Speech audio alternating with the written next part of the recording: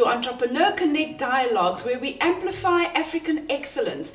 Our stories are about entrepreneurs making a big difference, making social impact, really raising the bar, bringing excellence to the market, and redefining the way things get done. Speaking of redefining, my guest today is Irisha Luhanga from Redefine Human Capital, redefining the marketplace as it pertains to HR. Welcome, Irisha. Thank you, Deshun. It's so nice to have you on the show. Thank you so much. Now, you are an incredible woman, and I'm sure we can share very quickly with our viewers who is Irisha, and tell us a little bit about your business. All right. So I actually run two businesses, and I'm very blessed to be part of both. The first one is Redefine Human Capital. We are an HR consulting firm. What we do is we go into corporates and we run with needs analysis and gap analysis to understand where the business is from a maturity perspective, and then advise our clients on interventions. The second part of our business is we are an HR virtual partner. So we'd work with smaller businesses to medium-sized businesses who don't necessarily need an HR division, but they need some guidance from an HR manager. And we'd go in and we'd run HR according to the value chain A to Z. So from recruitment to work skills planning, to learning and development, to training, to doing culture surveys as well within the organization, all the way to the exit of the individual. And so that's what we do within Redefine. Well, that is so fascinating, because that's precisely what is required in Africa right now, is to develop human capital to a degree where it can adjust to the 21st century workplace. Now, and we also have another business. Yes. Tell us about that. And this is an NPO, and we also have a PTY. It's called the Difference Makers. It's I call it my love project. I work with, my partner's name is Krista Burnett, and in that space what we do is we work with the prisoners in Johannesburg CMAX prison, and we give these prisoners entrepreneurial skills, and we also work with helping them from a motivational perspective. We give them the tools so when they leave prison they're able to actually go out and create work for themselves and not to depend on joining a corporate company. Yeah, no, that is so amazing, because that's one of the key challenges, isn't it? Is yes. When prisoners come out, they don't have a re-entry that smooths them into becoming positive South African citizens or citizens of the world. So is that where the social entrepreneurship aspect comes in? It does. Within that space, we're finding that a lot of the men that we work with at the prisons, they're getting early parole because their behaviors are changing. So that's really, it's such a gift to go there and train them. We also work with 220 entrepreneurs. Within this space, we help them in terms of mentorship. We've actually partnered with the Sherry Blair Foundation, and we match them to mentors internationally. A lot of the women that are on this program, we've seen great progress in terms of the profit of their business as well as the sustainability of the business as well. So that's really a joy just to see the change. Yeah. I actually went on the program years ago just to experience it for myself, to experience how it actually works. And I was matched the most amazing woman, born in Hong Kong, lived in America, studied at Harvard, got her MBA, and works within Silicon Valley. So it was just such an amazing match for me because we were so different. But from a strategy perspective, she really helped me to guide my own business to grow. So that's interesting, because you've got the global influence, but you've been able to apply that locally. Yes. Now tell me, how long have you been doing this? 5 years. So the business turned 5 this year. And so the team went out for a big party, because I think in South Africa they say that the average SME will last between 2 and 4 years. So we reached the 5-year mark, and there was a big party. Actually, in my experience, what I found is there is a maxim that says it takes 3 years to get your business up and running. But in my case, I think it's taken 10. Maybe I'm a slow learner, but we'll explore that a little bit later. So it sounds to me like there have been quite a few learning points along the way. You're mentioning the mentoring part. What are some of the key things that you would say you learned? Well, I've learned that resilience is so important as an entrepreneur. I've also learned that you need to know why you're doing what you're doing. Yes. If you're chasing money, you'll just be chasing money and you'll never reach it. So for me, it's the bigger understanding of why you're running a business.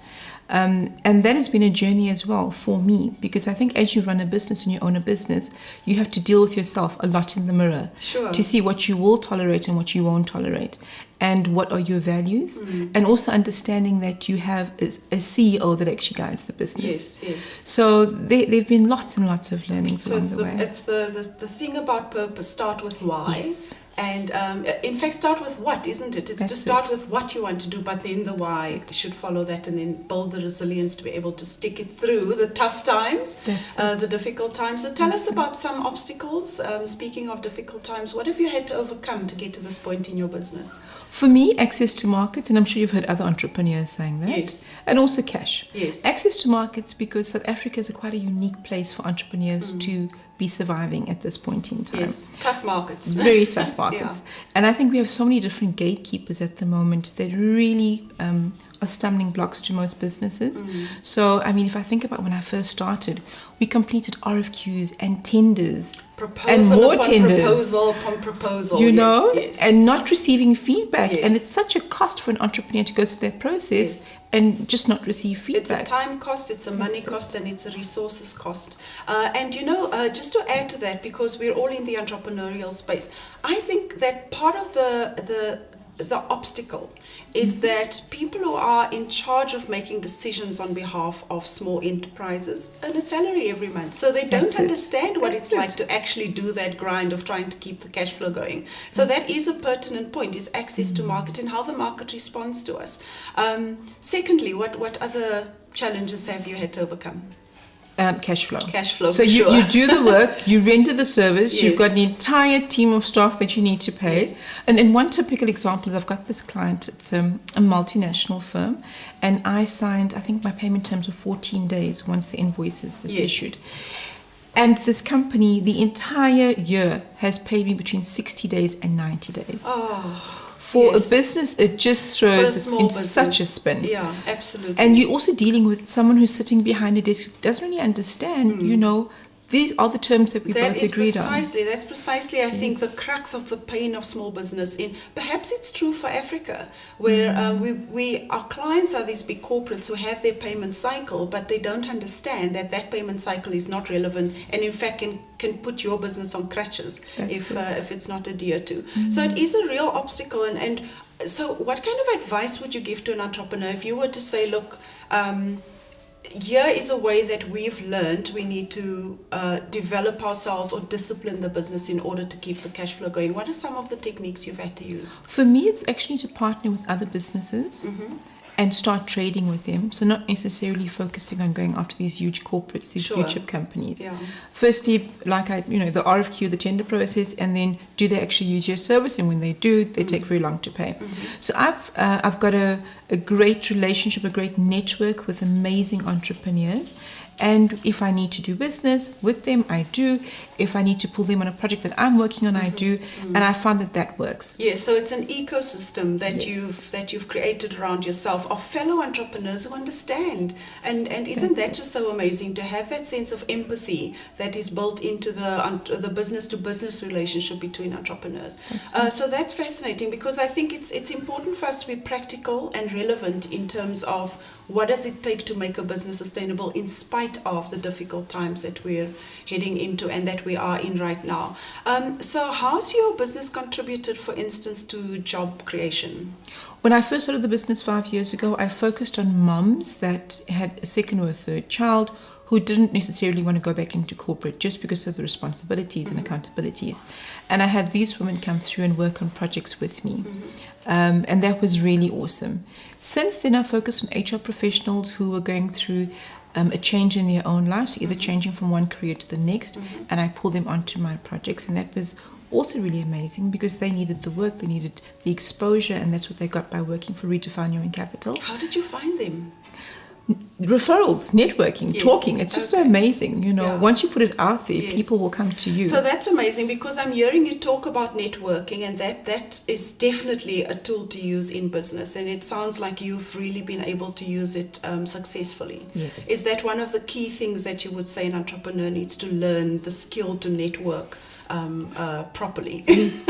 I always say the cake is big enough for all to share. Yes. So for me, what networking is just referring. Yes. So connecting the dots, understanding that you do this and you do this, how do I do the introduction? Precisely. And bringing people's strengths together. That's it. Yeah, That's yeah. it. And somehow in the mix of it, I will also get something and I will be rewarded. And Yes. that's what karma is, isn't it? It's just so funny. By you blessing someone, you'll also get blessed. Absolutely. So a lot of what I do is within that space of connecting people. And I find that it works for our business. That is fantastic, because that's the component that really supplies jobs. It helps people to not be a statistic in terms of the unemployment rate. Earlier on, you alluded with the prison program that there is social impact to what your business does as well. Have you been able to measure that? Are you able to say, we've had this many prisoners go through, and out of that, X percentage got jobs, X percentage was able to do this or that? Well, since we started the program, we've had 7 prisoners actually receive, they've actually left the prison a lot earlier than expected, which is really awesome.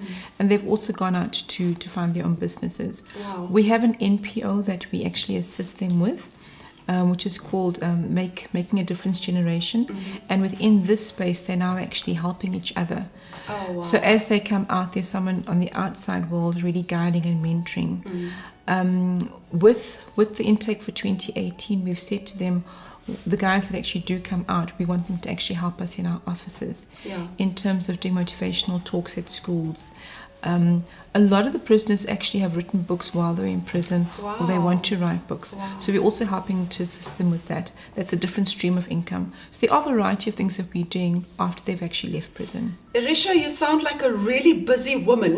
I am. Now, your business sounds very, very unique, because there are so many HR supply businesses out there. What would you say is the thing that really sets Redefine Human Capital apart? Excellence. So we always strive to provide excellent service, and integrity. So we are people of our word. If I tell my client, you will get this at this time, you will get it at this time. And also because we have an open hand. So I think with clients at times, there's always this negotiation. But sometimes it's fine. We will do pro bono work for a client. We will assist them where we can.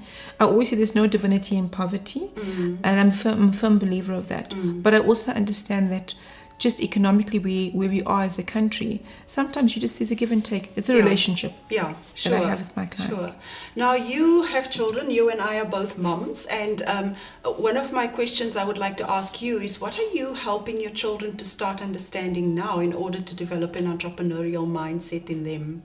It was actually so fun. It's a great question. Because my son had a market day about 3 weeks ago, and he had a tuck shop at school. And so I helped him build portraits, and we got marshmallows and dipped them in chocolate sauce. And as a mom, obviously I was there on the day to guide him, and I was like, no, you can't sit in the tuck shop and wait for people to come to you. You need to go into the field and offer them and negotiate with them, and two for the price of one. And he was like, but mummy, that's so embarrassing. I'm like, that's how the world works. You need to go. No one's going to come to you. And so he made about 300 Rand on the day. Wow. And 40% goes to him and 60% goes to the school. But when he got his money this week, he was like, Mummy, this is my money. I need to bank it. What can we do now? And because we've instilled this into them, he's gone to his principal saying, well, I want to supply the tuck shop with products. I see that this and this is missing from the tuck shop. And he's also started a chess club. He's only in grade 0. Wow. And he's like, how do I make money from this? So kids follow their parents. They watch us so closely. Yes. Okay, so I'm going to try use those tips on my children. So at this point in time, my son thinks the only way to earn money is through the tooth fairy, because he's losing a lot of tooth at the moment. So that's a wonderful example to use in how to raise entrepreneurial kids. Irisha, thank you so much for joining the show. It's been an absolute pleasure to have you, and I learned a few things today in order to build a stronger and better business. Thank you so much, Deshun. Really enjoyed it.